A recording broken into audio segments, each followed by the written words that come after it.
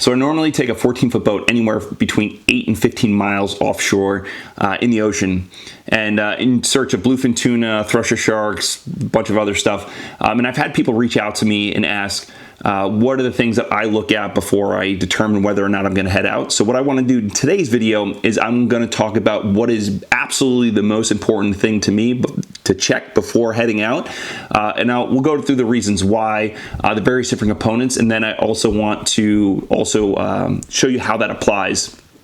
And this doesn't matter whether you're whether I'm in my 14-foot boat, or you're on a stand-up paddleboard, or you're in a Contender, Viking, sailboat, or yacht. It all applies. It's just different scales and how it applies. But before we get in the episode, hey everybody, welcome to Out to Sea. My name is Tom. In this channel, we take a 14-foot Livingston, and I'll put out the adventures where we chase bluefin tuna, thresher sharks.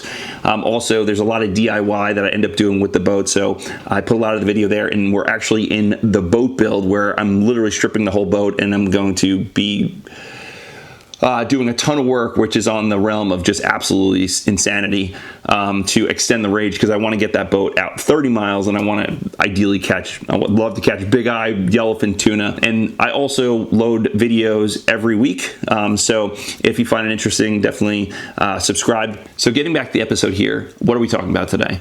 What is the most important thing that I look at before heading out?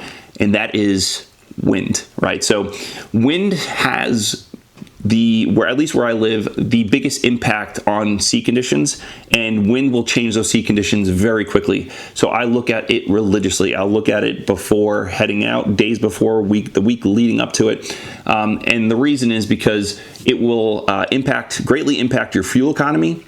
It will absolutely impact the safety of those on board, including yourself. And then also it can make things a very miserable experience. And so what we're going to do is we're going to talk about the different components of it, right? And then we'll apply it. So when we think of wind, the way to think of it is just a transfer of energy, right? So I'm transferring the energy of the air and transferring it to the water. And so there's a few different components that we need to consider when we think of it, right? So one that's very self-explanatory is speed. Speed being the faster the wind is going to blow, the quicker those conditions are going to change for the worst, right? And then you think of the next component, which is fetch.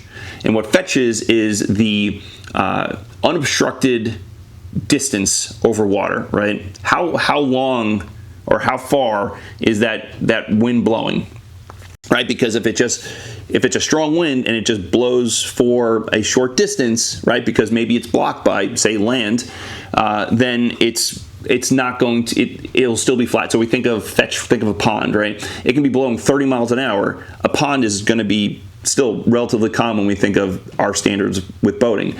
But if you give it the entire ocean, it's going to get rough, right? It's going to quickly build up, right? And then, so the next one, think of how long, like period of time, is that wind blowing over that water? So if you have because this could also mean far out, like there could be blowing and blowing and blowing. There's a lot of transfer. It's giving it a lot of time for that transfer the energy be transferred from the air to the water. And then the next component that becomes important here for boating is direction, right? The direction of the wind, right? And this correlates with when we think of fetch, right? If it's blowing a lot, right?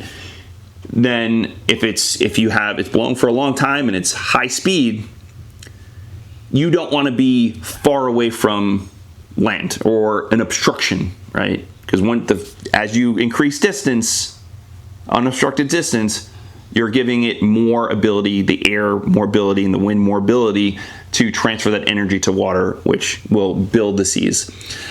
So in this video, I'm not going to talk about one boat versus another boat or anything like that. This is just general concepts of this transfer.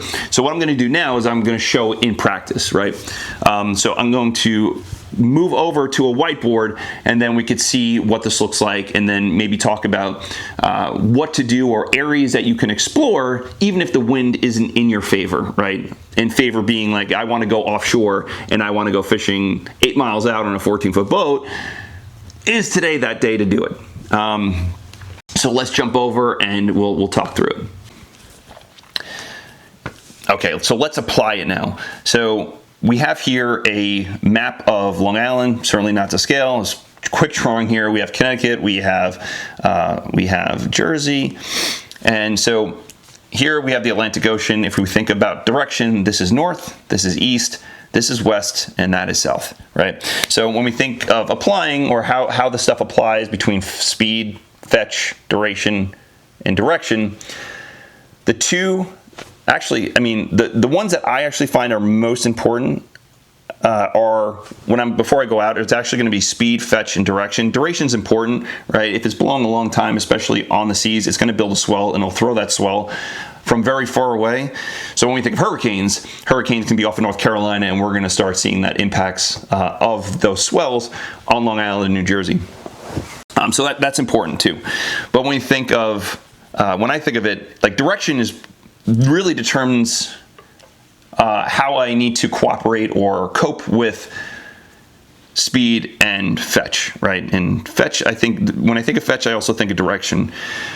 What do I mean by that? I mean that the more water you cover with that wind, right? So if we have winds, let's say I'm on Long Island, I'm coming out of Jones Inlet, what's going to impact me is going to be when we have a lot of wind over water, right? So if we have wind blowing from the east, we have wind blowing from southeast, south, even if it has mostly south with a touch of west, it's still covering a ton of water, and that's going to give it a lot of potential to build up. But also speed becomes a factor. So if it's a little bit, if it's a light wind, it's not going to make a huge difference, right? But if we're talking 10 miles an hour, 15 miles an hour, 20 miles an hour, it's going to be impactful, right? And so distance over water, right? And so when we think of high speed, when we have dealing with high wind, we got to think of how to get away from it, right? Where do we find protected areas where that wind is less impactful, right? And when we think of that, we want to reduce fetch.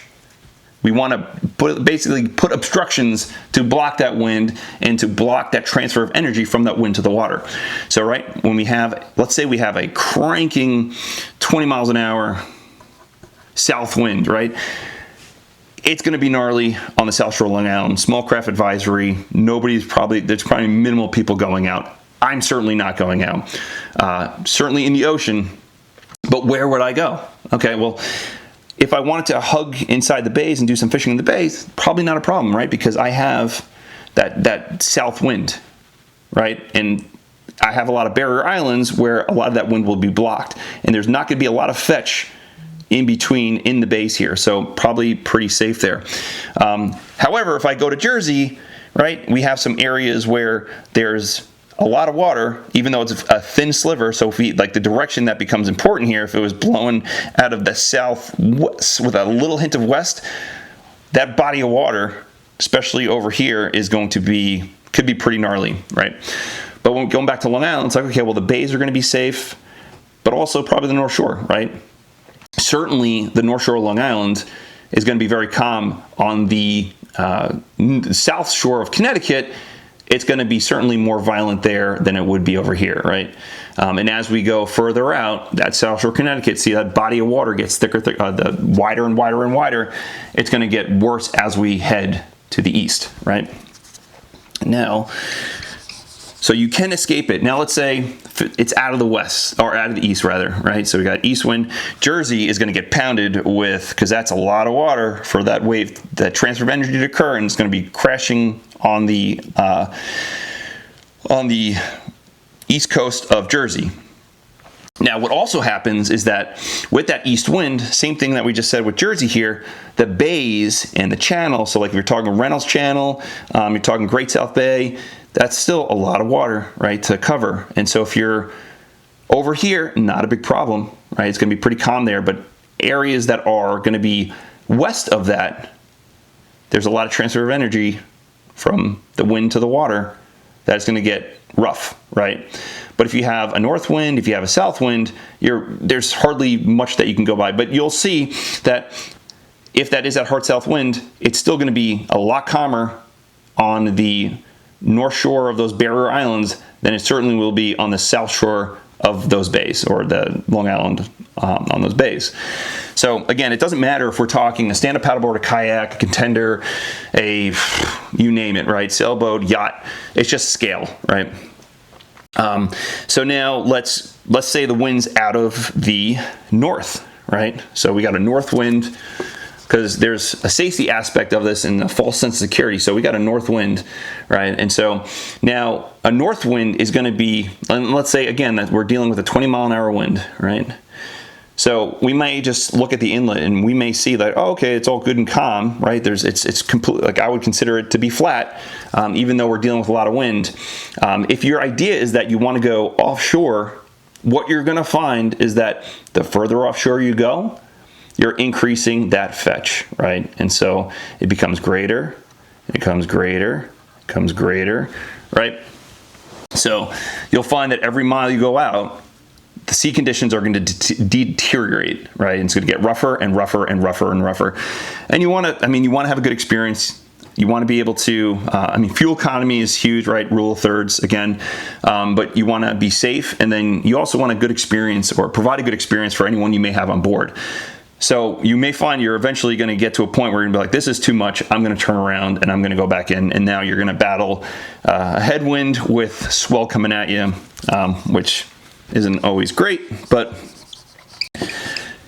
what you can do, though, let's say you have the fall run striped bass. Striped bass are generally within, right against the beach, to 3 miles out. When we talk of Long Island, 3 miles out being an extreme, but usually they're within a mile. So even if you have a 20-mile-an-hour wind, depending on kind of what you're on, what you're comfortable with, you can get away with heading out of the inlet and just hugging the shore, right? But what you don't want to do is you don't want to start going out. So just know the capabilities of yourself, your vessel, equipment, when making decisions on the water. But anyway, so all of these: speed, fetch, duration, direction, all need to be considered when you're thinking about whether or not to go out. Also, I will have another episode where I'll show you what I look at when I'm comparing winds in those various different things. Hopefully this helped. If you have any questions, let me know in the comments. Any suggestions, anything I may have not covered. Also, if you haven't already, I upload videos weekly, so definitely subscribe. And I appreciate the view here. I appreciate your time. And I hope everyone is safe out there. Check the wind before you go out, and we will catch you on the next one. Thanks, everybody. Bye.